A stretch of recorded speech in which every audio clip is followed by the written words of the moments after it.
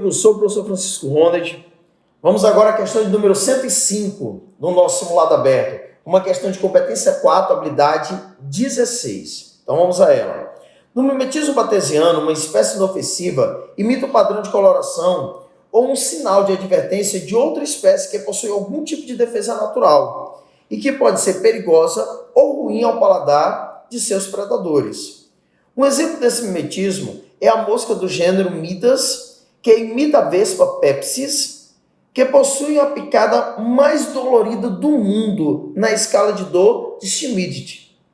Esse tipo de mimetismo é resultado de um processo pelo qual duas ou mais espécies evoluem simultaneamente em resposta a pressões seletivas exercidas pelo outro. O processo citado e responsável pela instalação da adaptação descrita de duas ou mais espécies que evoluem simultaneamente. Então, olha, duas ou mais espécies evoluem simultaneamente. Essa parte da questão já te deu a resposta. Como é que isso é chamado? Isso é chamado de coevolução.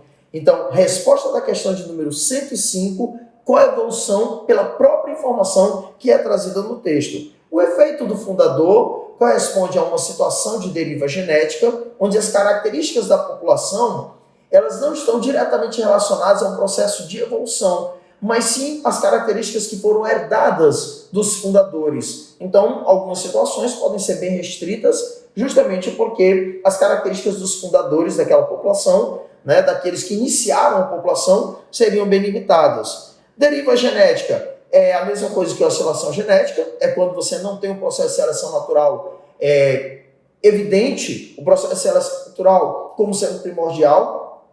Na deriva genética você tem um processo de seleção baseado em um desastre ambiental, por exemplo, e aí você já sabe, um incêndio, ele não quer saber quem é mais forte, quem é mais fraco, quem é mais adaptado, quem é menos adaptado.